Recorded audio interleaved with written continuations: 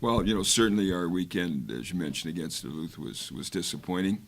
Disappointing in the fact that we lost both games. Disappointing in the fact that we did not play to our normal standard. And the weekend before, obviously, we let a couple of games slip away against St. Cloud, but there was compete, there was battle. This past weekend, we did not play up to our normal level, and coaches weren't good enough, players didn't play well enough. And what we're focusing on right now is going into Colorado College and playing a team that's playing very well at this time of the season and looking to be good on Friday night and trying to win a hockey game. And we're all disappointed, but we need to be better, plan to be better, and feel that we'll prepare hard this week and some real incentive to go in and play a real good Colorado College team.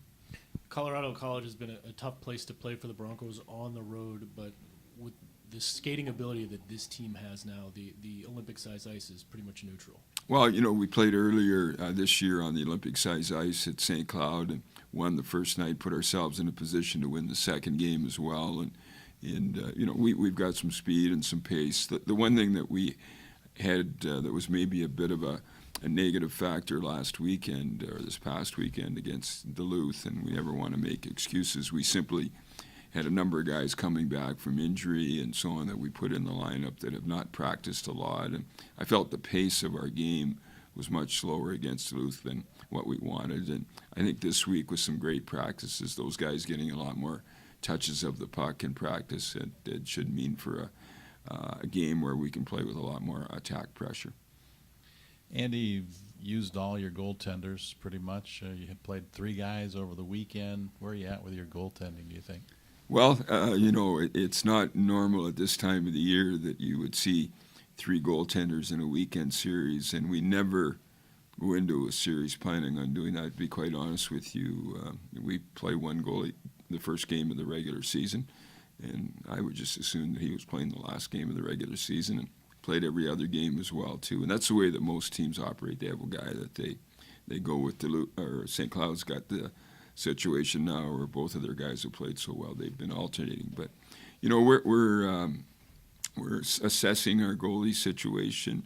Nobody cares more than our goaltenders. I mean, they want to be good every single night, and our team needs to play better in front of them. And if some pucks are going in that shouldn't be going in, that means that we've got to do a better job of making sure that we're not giving up those shots. And so it's a team thing. Our goaltending, our goals against, our save percentage are all team-related. By the same token, we need somebody to take the bull by the horns here in the last couple of games and help us get some wins. Andy, Colorado College has some really good forwards. Nick Halloran and Mason Berg among the leaders, not only in the NCHC, but in the country in scoring. Yeah, I think their coaching staff has done Mike Havlin and his staff have done a great job in terms of creating a belief system on the part of their forwards that they can generate offense, and they've done a great job all year. As you mentioned, some of the top scorers in our league are playing at Colorado College, and they compete, they battle.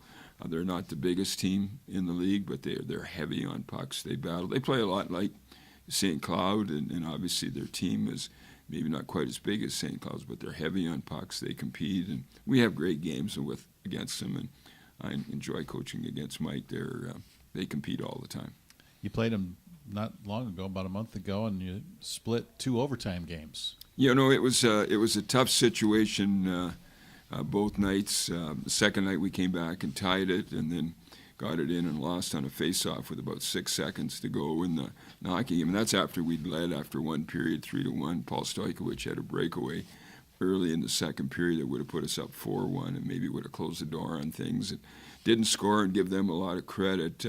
I really think that game for them was a real starting point and a real impetus for them in the remainder of the season here. They played very well after coming back on us. And, Lawson is a tough place to play, and they came in here and found a way to beat us in overtime. Friday night, I didn't think our game Friday was as good as our game on Saturday, and we actually ended up losing on Saturday.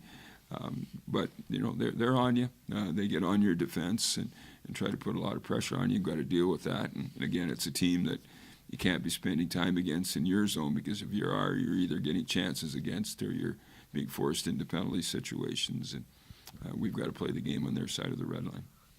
Coach, you know your team better than anyone, and saying it and doing it are two different things. But in your mind, is this a group that can bounce back and put last weekend behind them and move forward? Well, you know, after you lose the way that we lost on the weekend, I mean, we're in a no-choice situation. I mean, I can sit here and overanalyze, but bottom line is we believe our team is capable, and we believe our team is willing. If there's no will and there's no capability, then you've got some major issues. We reviewed some things that happened for us early in the year, the kind of game we were playing this morning in video sessions, and focused more on that than what we did on the things that we didn't do particularly well. But, you know, we got a group of guys that, for example, we had our senior breakfast yesterday.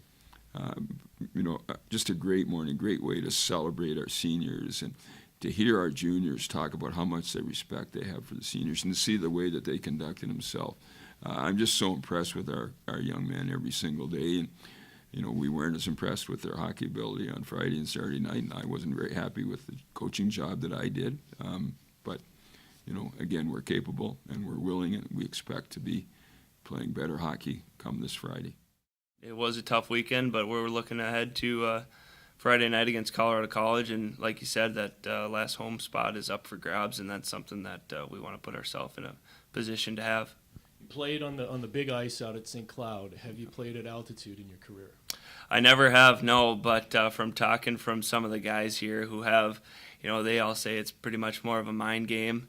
You know, you can't let it control how you play. You just got to grind through it and not use it as an excuse.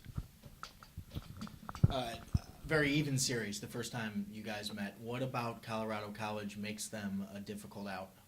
Well, I think they got a lot of top-end skill for sure. They're well coached, and they got good defense. You know, obviously guys like Halloran and those type of players are at the top of the league for scoring, but I don't think it's one individual player that really sets them apart. You know, they're a team that can score, and I think we can too. Like you said, we've had close games with them this year, high-scoring games. So, you know, I expect us to be ready to play, and we'll have a game planned and set for those guys. I imagine it was a quiet locker room on Saturday night. You guys know what's at stake, like we just mentioned. Yeah. Is this a group that can bounce back and put that behind you? Oh, no doubt. You know, I think it all starts with our leadership from our seniors and our captains. You know, they have faith in us as players. Our coaches have faith in us as players. And, you know, we know what's at stake, and we know what we're capable of. I think we've showed it this year a lot.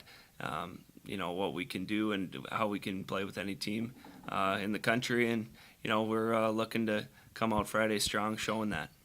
With the season winding down, how would you kind of rate yourself and how you've improved over the season so far this year? I don't know. I think I've tried to get better every day, and everybody on our team's tried to get better every day, especially our freshman class. You know, coming in, adjusting to college hockey. I think I've adjusted pretty well and getting the speed and the pace down and the timing of things, but there's definitely improvements you can make every day, every game, and, you know, just got to continue to get better. There's still a lot of hockey left to be played, and, you know, my game can definitely be better. So just going to try to keep getting better. The home regular season schedule is done, but how would you then rate your first year playing in front of the Lunatics? Oh, it's been unbelievable. An experience that you hear about coming in, you see it on YouTube, all the videos of the Lunatics, but you really don't know what it's like until you experience a game in front of those guys, and they're behind us every step of the way. And it's been real special. They're the best fans in college hockey, no doubt.